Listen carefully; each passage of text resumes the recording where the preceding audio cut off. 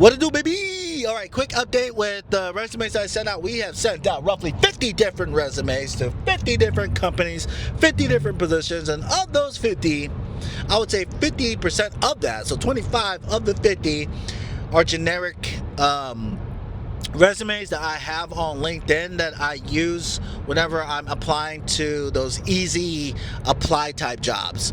The other 25 are tailor-made to fit the job description. And of those, I think there's like a 50-50. I think there's a higher chance that the custom made ones I was getting feedback from. And the type of feedback that I was getting was phone calls. I would get a lot of emails that said I just wasn't qualified. Everybody gets those. But I was getting phone calls to set up the next meeting, the next appropriate step. I went through those, 20 to 30 minute interviews. Some of those turned into team interviews where there was a panel, and others just died at that spot, which is completely fine. And I would say right now, of those 50, I think 0 might work out. That's the name of the game. It's a numbers game, baby. Let's go. So I might send out 25 more. Or I can put all my eggs in one basket, which I will do. I got a call back, or rather an email back, last night about an interview that I did 2 months ago, roughly, for the maintenance analysis, right? Now, I am in maintenance. This job would be working directly with the second highest person within the company in maintenance, and I think that gives me more levers to pull on when it comes to gaining or obtaining or earning more responsibility, as well as perhaps putting myself in a position to go into a more critical role. So that's why I would take this job. And I'm saying that because it would be a step down. It would be a step down in pay. So right now I make 3 figures. This job will be 3 figures. But if I take this job, I would probably lose 20 to maybe 30K. Yeah, so like I'm willing to bet on myself, take this job, bet on myself, lose some money from the top. But if I work, for a year or so, I'm hoping to gain momentum to where I can perhaps obtain a different role, gain more responsibility, and that would equate to more compensation. I would love to stick with the company because I do have a lot of built up vacation, personal time, and sick time. As my brother would say, who is a recruiter, I have a position where the compensation is equivalent to big tech money or big tech compensation, which I'm very thankful for that I found immediately after getting out of the military.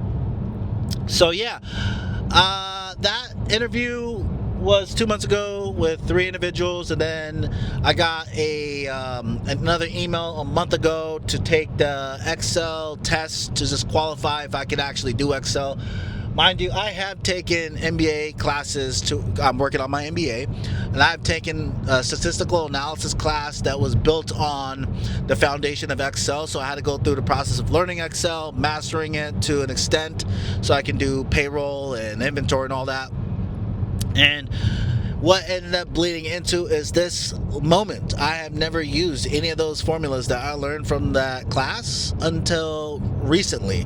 That was a month ago. I thought it died there. I thought I didn't get anything accomplished by taking that test, and I kind of just threw it to the wayside. And then boom, last night it happened. I got an email saying, we would love to get with you. We have a panel. You'll be talking to the second highest person in the totem pole, as well as their assistant and another senior recruiter. So that lets me know like they recognize my game. And here's the thing though, is I thought that first interview didn't go as well as it could have. I thought I could have done much better. There was a lot of factors in that, but the main contributing factor is lack of sleep. I work graveyard.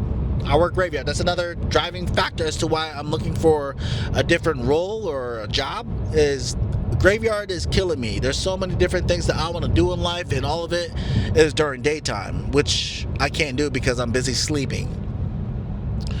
So with that being said, of the 50, I have gained very little momentum or gain very little traction to move forward with any of the jobs that I have seeked out. Mind you, I've turned down quite a bit of jobs in the last year because big tech compensation, put that wool over my eyes, and I couldn't see past the compensation that I currently have. There's not a lot of jobs that equate to what I currently have without going into tech.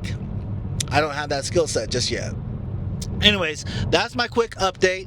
If there's anything that I can drop that might help some of y'all, is a lot of the feedback that I was getting, or actually the line of communication that I was getting was really driven from me looking the person up in LinkedIn that was in charge of posting the job, or deeply rooted within the recruiting field or talent management field within the company, sliding into their DMs, expressing my willingness to do what it takes to fill the role. And also, I submitted an application. Please look it over, let me know, give me some feedback.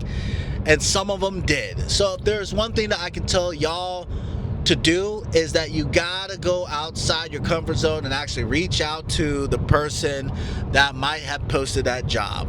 And if you can do that enough times, at some point, it is a numbers game, at some point they might hit you back.